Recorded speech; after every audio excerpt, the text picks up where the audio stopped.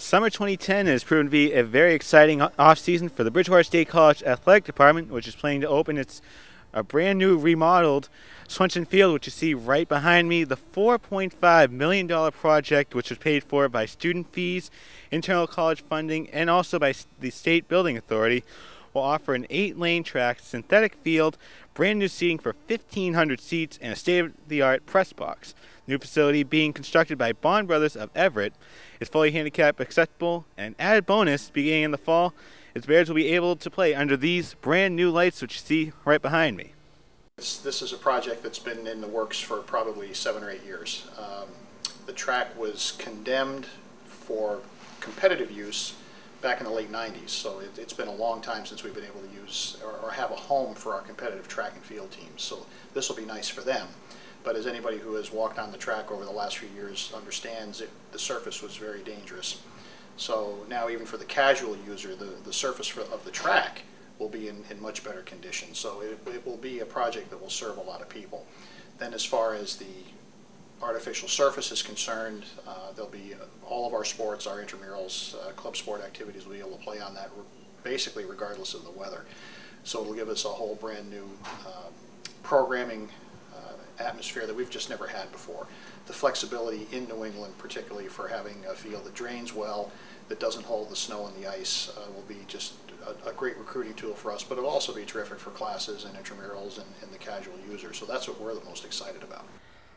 Understanding its needs, the BSC staff has actually been putting plans together for quite a while. I've been working closely with the contractors.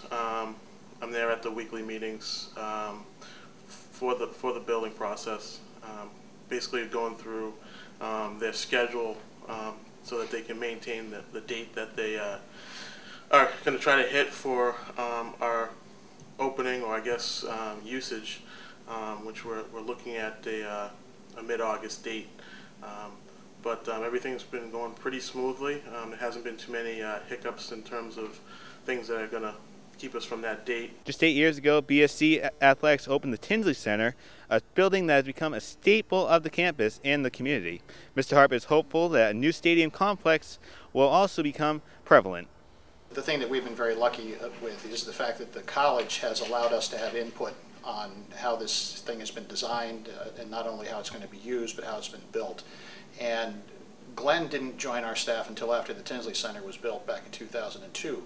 But even back then, on a $16 million project, the college and the builders were very happy to have input from our department, from me, from my coaches. So this follows along the same method of planning and program development that allows the user of the end product to have input on how the facility is being put together. Now, officials are expecting this project to be complete around August 20th, with its official dedication at the homecoming game on October 16th. As we go through the summer, we'll have a follow-up story for the general public on accessibility, hours of use, and some changes that may be in place to accommodate the new facility. Reporting from Swenson Field, John Luck for Bridgewater This Week.